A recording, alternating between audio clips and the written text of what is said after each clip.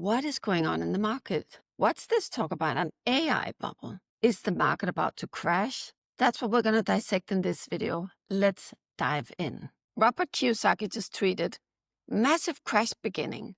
Millions will be wiped out. Protect yourself. Silver coin, Bitcoin, Ethereum investors will protect you. Take care." Ooh, that's scary. And it's even, as I'm recording, Halloween. But let's dive in. Let's figure out what's happening. It is a fact that Standard & Poor's 500 is near an all-time high. First of all, let's figure out how expensive are stocks now? How big is this bubble? The Shiller PE right now is above 40, which is very, very rare. This is only the second time in history that it's that high. Wait a second, what's Shiller PE? Okay, PE is a measure for how expensive something is trading relative to how much it's earning. P stands for price, E stands for earning.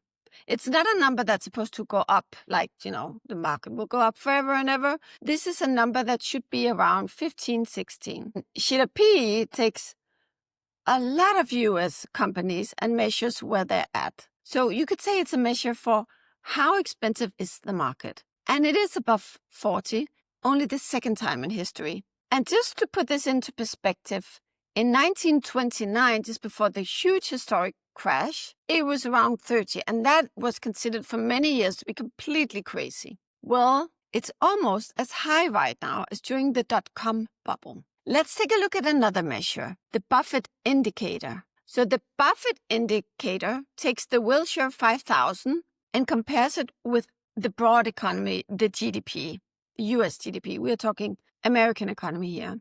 And so when it crosses 100, that means that stocks are worth more than the entire US economy measured by GDP. Now, that doesn't make sense because public stocks are just a part of the economy. You have private companies, you have the public sector. It shouldn't go beyond 100. Now, right now it's above 200. It's around 225. Now, there's a different layer to this because not all stocks are in bubble territory. What we're actually seeing is that the market is dividing itself. Let's look at some numbers. The Standard & Poor's 500 is at an all-time high, almost at an all-time high, but beneath the surface, 9% of the companies in Standard & Poor's 500 are at a 52-week low, meaning that they're trading at the lowest level in a year. We see that some companies are definitely in a bubble territory, but whole sectors are not. Now, having Standard & Poor's almost at an all-time high, it's really close, while such a huge chunk of the companies are at the lowest level in a year is a very rare combination. And we only see that a few times in history. One of those times being in 1999, just before the crash of the dot-com bubble. So the market looks really strong, but only at the top level. 41 stocks in Standard & Poor's 500, the 500 stocks in it, that's why it's called Standard & Poor's 500. 41 stocks make up almost 50% of the value. That's according to JP Morgan numbers. Other numbers shows that 10 of the biggest companies make up more than 40% of the value of the index. This week we had a day where 80% of the index, of the companies in the index, fell, but Standard & Poor's 500 went up. How can that be that 80% of the companies are falling, their stock prices are falling, but the index still goes up? That's because of that extreme concentration. That's because some companies make up a huge chunk of the index and they're still going up. This is not a broad market rally. This is a very specific chunk of companies that are in a bubble territory. Now, which companies could that be? These are the AI-related companies. Let's take one company that you have most probably heard of, NVIDIA. NVIDIA's market cap makes up 16% of the US GDP. What did I just say? Well, the company NVIDIA that produces chips, the market cap is how much they're worth on the stock market. It's just price, the stock price, and the number of stocks. Now, you could say it doesn't make sense to take the market cap of a company and compare it with the GDP of a country. But actually, it does make sense because it tells you a little bit about, is this a reasonable level? What does make sense, actually, is to look at how much money are NVIDIA actually making and compare that with the GDP. Let's look at that. The US GDP is above $29 trillion. NVIDIA's revenue, their sales, is $130 billion. Now, that is a lot of money as well. But compared with the 29 trillion, it's less than 1% of GDP. It's 0.44%. So is it reasonable that they make up 16% of GDP in market cap? Is it reasonable, though, to compare those two numbers? Not really. It's like comparing everything you own and the worth of that with the income of your neighbors, something like that. It doesn't make, it's two different things, but it does tell us that there is enormous optimism priced into NVIDIA stock. Enormous optimism. I would even go as far as to say it does tell us that there's a bubble here. Now, the fact that some stocks are really, really on a tear and other stocks are falling, we can actually see that in technical indicators. There is a technical indicator called Hindenburg Omen, and it's been triggered. Now, this indicator is not exactly a prediction of a crash. It's a condition that often appears before major market declines. It doesn't predict, but it's something that we can historically see has preceded market crashes. What does this indicator show? When does it appear? Well, it appears when the market is near a high and when there's a sharp rise in 52 weeks highs and 52 weeks lows, meaning it appears when there's a lot of companies that are trading at the highest level in a year, and more companies are trading at the lowest level in a year. So the market is splitting, you could say. And we saw this, we've seen it before. We saw it during the dot-com bubble. And in fact, what is happening right now really, really echoes back to the dot-com bubble, where some companies went up by a lot, but other companies were lagging behind, but because they had nothing to do with the very exciting internet at the time.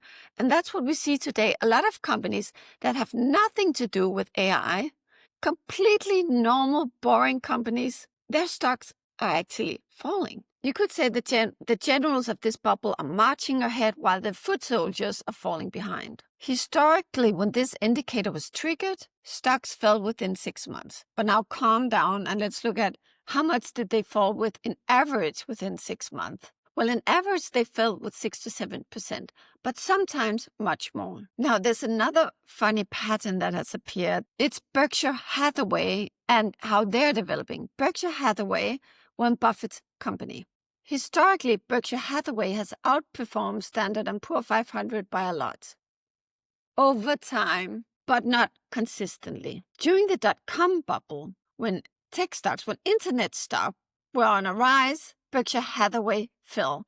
It was so bad that during the annual meeting in Berkshire Hathaway, there was actually this question. Mr. Buffett, do you not have enough brain cells left to pick just one or two internet stocks? Well, today, Berkshire Hathaway is underperforming Standard & Poor's, but maybe also for different reasons. And one of these reasons being that Warren Buffett actually resigned, that he's handing over the reins of his empire to the next generation. And that has triggered some sell warnings. So is this a bubble? Yes. Parts of the market are absolutely in a bubble. So what should you do? Sell everything? Stop investing? I would say no, calm down. But it's really, really important that you look at what you're investing in and don't just go with the hype. I hear it all the time. People go with what they hear. So they want to invest in tech. They want to invest in AI right now, as this is definitely the bubble that we're in. Because when we have a bubble, we also have the excitement that comes with it, the irrational exuberance that comes with it. So don't get swept away and invest in what everyone else is investing in. There are broad sectors that are completely undervalued right now. So you can definitely invest, but you have to look at what you're investing in. How do you do that? we're back to the good old recipe that I always stand for, which is take the company through a checklist and figure out what it's worth, and then invest when the stock price is below what the company is worth. This is classic value investing. There are other things that you can do. You could hedge the market. I was thinking a lot about this today.